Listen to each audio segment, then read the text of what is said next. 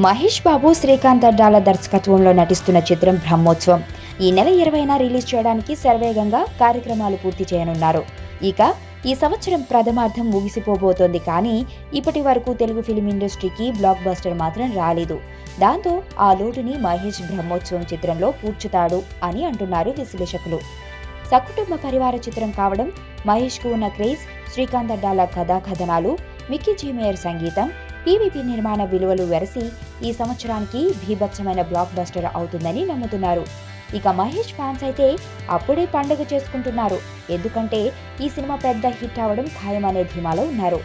మహేష్ సరసన సమంత, కాజల్ అగర్వాల్, రణితలు నటించిన ఈ చిత్రంలో పలువురు ప్రముఖ నటీనటులు ప్రధాన పాత్రలు పోషించారు. మే 20న ప్రపంచవ్యాప్తంగా భారీ ఎత్తున రిలీజ్ చేయడానికి సన్నాహాలు చేస్తున్నారు దర్శక నిర్మాతలు.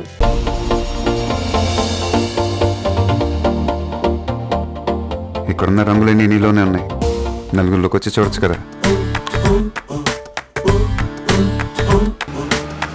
అబ్బాయిలకు కావాల్సింది ఒక హగ్, ఒక ముద్దు, అంతే. దానికోసం ఏవైనా చేసేస్తారు. చాలా చూసేసినట్టుంది.